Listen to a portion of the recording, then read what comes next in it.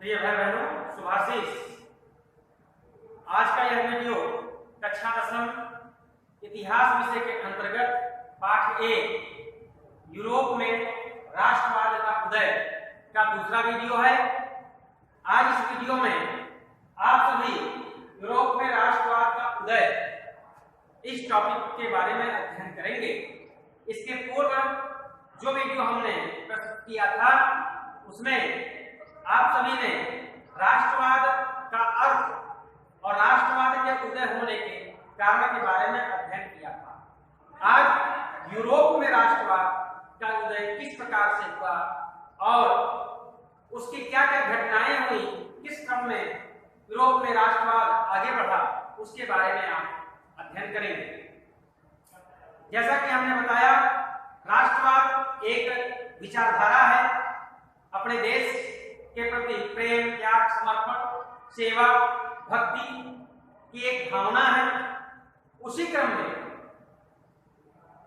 संपूर्ण यूरोप में राष्ट्रवाद की भावना ने जन्म लिया और धीरे धीरे जो आज आप देश की विभिन्न देशों की स्थितियां देख रहे हैं यूरोप महाद्वीप में, उन देशों की स्थितियां राष्ट्रवाद के जन्म होने के पश्चात धीरे धीरे और सुधरती गई और वर्तमान परिदृश्य में यूरोप के सभी देश अपनी विकास की चरम सीमा को पार कर गए हैं। तो ये राष्ट्रवाद का ही परिणाम है। जितनी भी राजनीतिक क्रांतियां हुई, उन क्रांतियों से पूर्व जो यूरोपीय समाज था वह अनेक छोटे छोटे टुकड़ों में बटा हुआ था, छोटे छोटे साम्राज्य में बटा हुआ था और वहां राजतंत्र था। राजा वहां का मुखिया होता था उस क्षेत्र का, उस साम्राज्य का, और उसी के निर्देशानुसार उस राज्य में शासन चलते थे। धीरे धीरे मध्यम वर्ग का उदय हुआ। तीन वर्ग थे समाज में। एक पादरी वर्ग था वहां जो धार्मिक कार्यों को देखरेख करता था और उसको कर देने का अधिकार, कर लेने का अधिकार था, कर देने का अधिकार नहीं था। वह टाइड नामक एक धार्मिक कर प्राप्त करता था और अनेक सुख सुविधाओं से परिपूर्ण उसका जीवन था। तो इस प्रकार से एक पादरी वर्ग था जिसका जो परसेंटेज था वो मात्र 10%, यानी संपूर्ण जनसंख्या का 10% ये पादरी वर्ग था। संपूर्ण जनसंख्या का 15% कुलीन वर्ग जो दूसरा वर्ग था, इसमें राजतंत्र आता था और राजा के अधिकारी कर्मचारी जो राज परिवार की सेवा में लगे होते थे वो आते थे। और जो छोटे छोटे विभाग थे राज्यों के, क्षेत्रों के, विभागों के जो अधिकारी हुआ करते थे जिन्हें सामंत कहा जाता था, वो सामंत उस कुलीन वर्ग में आते थे। और जो तीसरा वर्ग था वो 75% संपूर्ण जनसंख्या का 75% हिस्सा उसे बुर्जुआ वर्ग कहते थे, सर्वहारा वर्ग कहते थे, सामान्य वर्ग कहते थे।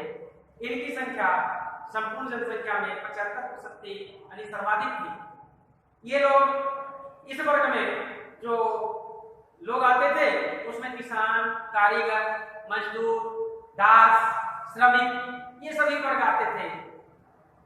और ये इन लोगों को कर देने का जन्म से अधिकार था, अर्थात ये कर अदा करते थे। और ऊपर के जो दोनों वर्ग थे वो कर लेते थे, कर देते नहीं थे। धार्मिक कर पादरी वर्ग लेता था और राजनीतिक कर और ये कुलीन वर्ग लेता था, सामंत लेते थे। उसे सामंती कर कहते थे।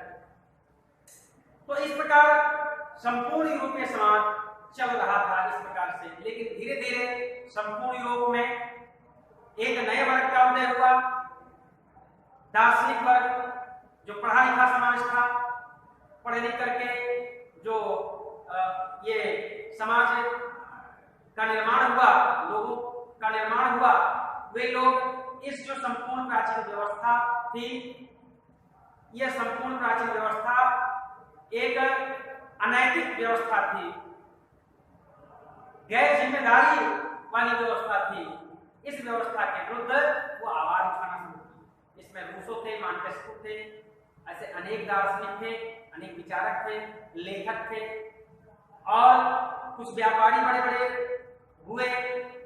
उन्होंने भी आर्थिक क्षेत्र में आजादी की मांग की। राजनीतिक क्षेत्र में ऐसे दार्शनिक, ऐसे लेखक, वकील, डॉक्टर, चिकित्सक, ये सब जो हुए, ये अपनी आजादी की मांग किए, आवाज उठाए राजतंत्र के खिलाफ, और धीरे धीरे लोगों को जागृत किए, संगठित किए, और एक प्रकार का आंदोलन शुरू किए। वही आंदोलन जब बड़े पैमाने पर हो गया तो वो क्रांति का रूप धारण कर लिया, उसे हम क्रांति की संज्ञा दी। ऐसे इंग्लैंड में क्रांतियां हुई, अमेरिका में क्रांतियां हुई, और जो फ्रांसीसी क्रांति 1789 ईस्वी में हुई, उस फ्रांसीसी क्रांति से संपूर्ण यूरोप में और राजतंत्र के खिलाफ एक आवाज उठने लगी, और वह आवाज पूरे यूरोप में फैल गई।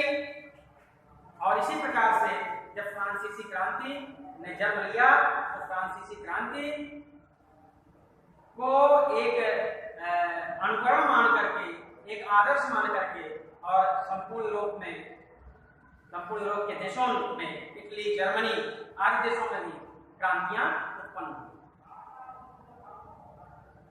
इसीलिए फ्रांसीसी क्रांति को यूरोप में राष्ट्रवाद का जनक कहा जाता है। फ्रांसीसी क्रांति से ही यूरोप में राष्ट्रवाद की शुरुआत मानी जाती है। तो इस प्रकार से फ्रांसीसी क्रांति 1789 ईस्वी में, 14 जुलाई 1789 ईस्वी में, और बास्टिल के दुर्ग जो फ्रांस में है, उससे शुरू होती है, और नेपोलियन की मृत्यु 15 जून 1815 ईस्वी 15 जून 1815 ईस्वी तक चलती है वो फ्रांसीसी क्रांति। और जब नेपोलियन की मृत्यु होती है, इसके बाद फ्रांस में एक लोकतंत्र की स्थापना होती है, और उस लोकतंत्र के आधार पर फ्रांस का प्रशासन चलता है, जो आज हमें देखने को मिलता है। तो इसके पीछे अनेक लोगों का योगदान। फ्रांसीसी क्रांति हम सभी जानते हैं कि वहां फ्रांस में बोर्बो वंश का शासन था। बोर्बो वंश का जो शासक था लुई 16वां, ये बहुत भोग विलास और अत्याचारी शासक था, भोगी, विलासी और अत्याचारी था। इसकी जो पत्नी थी वो ऑस्ट्रिया की राजकुमारी मेरी एंटोनेट, और ऑस्ट्रिया और फ्रांस में एक संबंध स्थापित हुआ, जिसको रिश्तेदारी का संबंध कह लीजिए या पारिवारिक संबंध कह लीजिए, ऐसा एक प्रगाढ़ संबंध स्थापित हुआ। तो ये संबंध जो था, वो संबंध फ्रांस को हड़पने के लिए था, ऑस्ट्रिया ने बनाया था, और फ्रांस का जो राजा था वो समझ नहीं पाता था। मेरी एंटोनेट सुंदर महिला थी, उसके प्रेम पास में पड़ करके, और फ्रांस का राजा दिन रात भोग विलास में जूझता रहता था। वो अपने राज्य पर ध्यान नहीं देता था, और यहां तक कि फ्रांस की भूखी जनता जब राजा के पीछे पीछे रोटी रोटी की मांग करती, तो मेरी एंटोनेट कहती रोटी नहीं है तो ब्रेड खा लो। इस प्रकार से डांट फटकार करके और खदेड़ देती। जब राज का कोष खाली होता तो राजा एक नया कर जनता पर अपनी थोप देता था। ऐसे करों के बोझ से दबी कुचली जनता अपने अधिकारों की मांग कर रही थी, और अधिकारों की मांग के लिए जब राजा के दरबार के सामने खड़ी होती, जनता का एक समूह खड़ा होता, तो उसे यातनाएं झेलने को मिलती, उसे उसकी मांग पूरी होती नहीं मिलती, बल्कि उसके ऊपर अनेक प्रकार की यातनाएं, अनेक प्रकार के नए कर थोप दिए जाते। जनता अपने परिवार का पेट नहीं भर पाती, राजा को उपहार देने के लिए और अनेक प्रकार के यत्न करते हुए उसके उपहार की व्यवस्था करने में जुटी रहती। क्योंकि राजा प्रतिदिन एक नए व्यक्ति से एक नया उपहार प्राप्त करता है। फ्रांस में ऐसी एक व्यवस्था थी। इस प्रकार से धीरे धीरे 1789 ईस्वी 14 जुलाई 1789 ईस्वी फ्रांस में क्रांति की शुरुआत होती है और 1789 से और 1792 ईस्वी तक फ्रांस में उदारवादी राष्ट्रवाद का उदय होता है, अर्थात हर क्षेत्र में उदारवाद, विनम्रता पूर्वक अपने अधिकारों की मांग लोग करते हैं और उस मांग के आधार पर अनेक दार्शनिक होते हैं, दार्शनिक भी, और जो अर्थ के क्षेत्र में जो विचारक होते हैं वे भी अर्थ के क्षेत्र में उदारता की मांग करते हैं, राजनीति के क्षेत्र में उदारता की मांग करते हैं, अर्थात दया की मांग करते हैं कि राजनीति के क्षेत्र में जो जनता पर अनेक प्रकार के कर लगाए गए हैं, जो उनकी क्षमता में बाधा उत्पन्न की गई है, उन्हें उस स्वतंत्रता को प्रदान किया जाए, विनम्रता पूर्वक उन्हें प्रदान किया जाए, उनके ऊपर दया किया जाए। इस प्रकार से ये कार्य चलता है। उसके बाद अर्थ के क्षेत्र में भी जो बाजारों की स्वतंत्रता पर पाबंदी लगाई गई थी, व्यापारिक स्वतंत्रता पर पाबंदी लगाई गई थी, अनेक प्रकार के आर्थिक कर थे, अनेक प्रकार के व्यापारिक कर थे, उन करों को समाप्त करके और एक या दो कर जनता पर लगाया जाए, बाजार की स्वतंत्रता बहाल की जाए, व्यापार में उदारता लाई जाए, व्यापार में अनेक प्रकार के जो नियम कानून बनाए गए थे उन नियमों कानूनों में ढील दी जाए ताकि लोग व्यापार कर सकें और अपना उत्थान कर सकें, इससे देश का भी उत्थान होगा। ये चला। उसके बाद में 1892 अर्थात 93 ईस्वी से और 1898 ईस्वी तक उग्रवादी राष्ट्रवाद का जन्म हुआ। उग्रवादी राष्ट्रवाद अर्थात अपने अधिकारों के लिए सशस्त्र क्रांति का सहारा ग्रहण किया और सशस्त्र क्रांति के माध्यम से तोड़ फोड़ रक्तपात मचाया। उसके बाद नेपोलियन का युग आता है 1898 ईस्वी से और 1798 ईस्वी से और 1815 ईस्वी, 1798 ईस्वी से 1815 ईस्वी ये नेपोलियन का युग आता है। नेपोलियन ने अनेक व्यवस्थाओं में परिवर्तन किया। उसने राजा से ऊपर उठ करके और फ्रांस का अपने को सेनापति घोषित किया और अनेक जो उस समय ऑस्ट्रिया जो आक्रमण फ्रांस पे कर रही थी, फ्रांस के राजा को और अकुशल मान करके, अयोग्य मान करके, आक्रमणी मान करके और फ्रांस पर अधिकार जमाना चाहते थे, तो उसने ऑस्ट्रिया के साथ प्रशा, ब्रिटेन और ऐसे जो रसिया, ऐसे जो देश थे, ये देश मिल करके और फ्रांस पर आक्रमण किए और उस आक्रमण का जवाब नेपोलियन ने दिया। नेपोलियन लड़ा और नेपोलियन ने फ्रांस की आंतरिक व्यवस्था को सुदृढ़ करने का प्रयास किया। फ्रांस की आंतरिक व्यवस्था में उसने जो जन्मसिद्ध अधिकार थे पादरियों को और राजा को, उस जन्मसिद्ध अधिकार को समाप्त किया। जन्मसिद्ध अधिकार को समाप्त करने के बाद उसने जो अनेक प्रकार के कर थे उन करों को समाप्त किया और मजदूरों श्रमिकों को प्रोत्साहित करने के लिए उन्हें जमीन का मालिक घोषित किया। राजा जमीन का मालिक नहीं रहेगा, जमीन का मालिक मजदूर और किसान रहेंगे। ऐसे अनेक अधिकारों से उसने 1804 ईस्वी में एक कानून बनाया, एक सिद्धांत बनाया जिसे नेपोलियन कोड कहा गया, नेपोलियन संहिता कहा गया। उसमें जनता के अधिकारों की अनेक बातें उसमें लिखी हुई हैं, आप उसे पढ़िएगा तो उसमें मिलेंगे।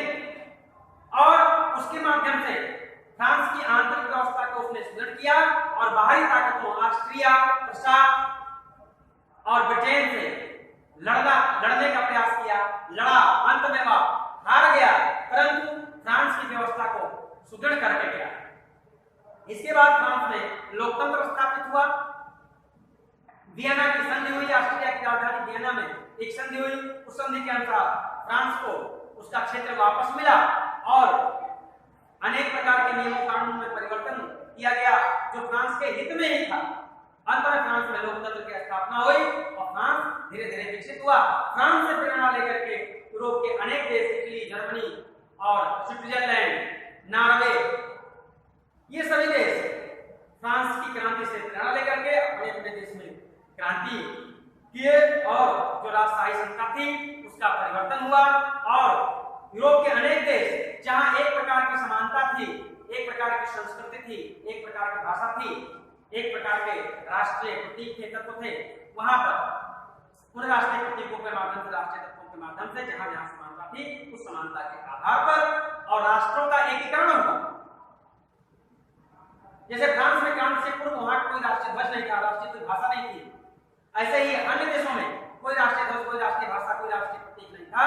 तो इस प्रकार से जब लोकतंत्र की स्थापना हुई क्रांति के माध्यम से, तो राष्ट्रीय प्रतीकों का निर्धारण किया गया उन राष्ट्रीय प्रतीकों, राष्ट्रीय तत्वों के माध्यम से, और उन एक समानता, जहां एक प्रकार की संस्कृति, एक प्रकार की समानता पाई गई, उन एक प्रकार की समानता संस्कृति वाले क्षेत्रों को एक राष्ट्र के रूप में एकीकरण किया। उसी एकीकरण के क्रम में इटली का एकीकरण और जर्मनी का एकीकरण प्रारंभ हुआ, जिसको हम अगले वीडियो में पढ़ेंगे। आज के लिए इतना ही, धन्यवाद।